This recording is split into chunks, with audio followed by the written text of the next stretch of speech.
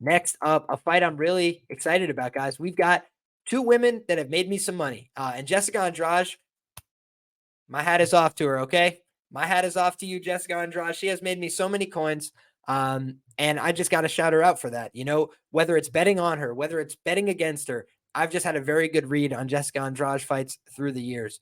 Now, this is an interesting one because I feel like Jessica kind of has her back up against the wall in this spot. You know, she's coming off of 3 straight losses. She's taking on MacKenzie Dern, who's been up and down in her UFC career, no doubt about it. But I do think that MacKenzie Dern, her last time out, showed probably her best career form to date. You know, when I think about what I saw from Angela Hill, you know, I saw Angela Hill really try and will herself to a victory, really try and survive every position, be diligent, you know, deal with the pressure, deal with the pace. But MacKenzie Dern just beat her ass in every position, you know, beat her up on the feet, took her down to the mat. When Angela Hill was on top, MacKenzie Dern found a way to sweep and get on top. It's like she just never let Angela Hill rest in that fight. And I thought that we saw a much more focused, much more aggressive, much more determined MacKenzie Dern. I had some small exposure to Dern KO plus 2,500, and I was disgusted that I did not cash it in that spot. And you know, I think that this is a fight where MacKenzie Dern is being given a opportunity. You know, Jessica Andrade has been on hard times. If you look at her recent run in the UFC, let's just talk about it. You know, since 2019, let's just talk about this run of results. She loses to Zhang Wei Li via knockout, no problem. Rose Namajunas via split decision. That could have been a draw. That could have been very close, right? Caitlin Shukagian gets the knockout victory there. Nice win for her up at 125 pounds. At 125 pounds, she then fights Valentina Shevchenko and gets smushed like a bug. It was not a competitive contest at all.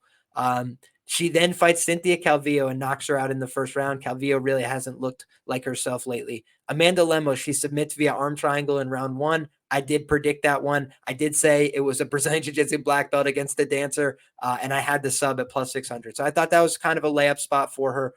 And then she fought Lauren Murphy, and I thought she should get the finish there. I thought she should smash her, and she did kind of beat her up, but she didn't show necessarily that same killer instinct, that same finishing instinct that we saw in some of her other fights. And so I thought that was a bit of a problem, right? Erin Blanchfield, real deal Holyfield, one of New York and New Jersey's finest. Stand up, Section 9 in the building, but New York, more importantly, in the building. This one's going down at Madison Square Garden. You know that. So we're looking here at Erin Blanchfield, gets the absolute number on Jessica Andrade.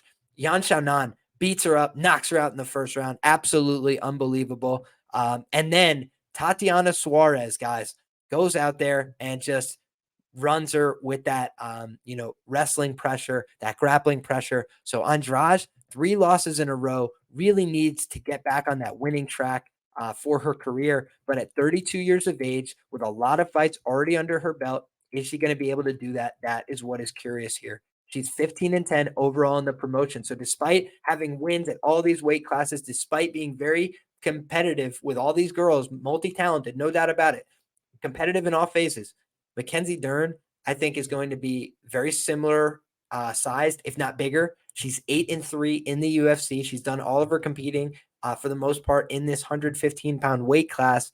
And you look at the losses over the years. Amanda Hebos, that was all the way back in 2019. Amanda Hebos, very good on the ground and was a little bit one step ahead of Dern on the feet, just faster, a little bit more potent with the jab, went pop, pop, pop, and fired off too much volume. MacKenzie Dern was getting walked down in that spot.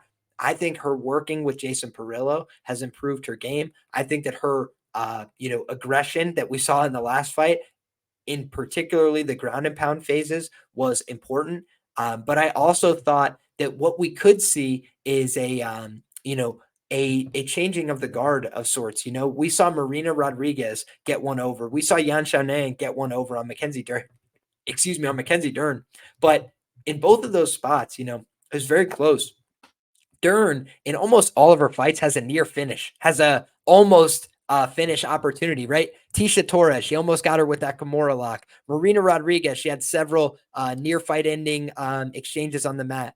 Angela Hill, you know, I thought she was as good as submitted via armbar in round 1, but the clock runs out on it. Yan Xiaonan had to survive really dangerous positions. I bet a heap on Yan Xiaonan in that fight. I thought she was going to be able to survive. But when I'm just looking at this fight, I think to myself, two girls that are trending in opposite directions. The pricing is not something where I feel bullish on getting involved in MacKenzie Dern minus 200, but I just don't like what I've seen from Andrade lately. I haven't liked the effort. I haven't liked the intensity. I haven't liked the preparation. I haven't liked a lot of things. So for me, I feel like MacKenzie Dern has been getting better. She's been making better decisions. She's been improving. She's been showing better quality and a better product, and she's younger. Whereas on the other side, I feel like Jessica Andrade may have shown her best in the UFC. She's done it at 35, 25, whatever. She's got the OnlyFans. She's got 10 other things going on, it feels like. So I just don't know how seriously Jessica Andrade takes this game anymore. I will do more research, more due diligence. I respect her game. I respect all the money she's made me, but I've also made a lot of money fading this woman. And if there's another great opportunity, I'm not going to miss it. So that's something that I'm thinking about here. I'm going to wait and see what happens with this line movement, but normally you're seeing Jessica Andrade as a favorite in her fights, sometimes a significant favorite. So to see her as an underdog here, I'm sure it's going to tempt a lot of people. I do think it's an interesting fight and an interesting price, but my gut just says MacKenzie Dern probably finds a way to get this done. I've seen a lot of compromised positions from Jessica Andrade where she's nearly submitted. And I just think that if somebody was going to get it done via submission in this fight, have to think it is one of the most prolific submission threats in Brazilian Jiu-Jitsu women's history, MacKenzie Dern. So give me MacKenzie Dern.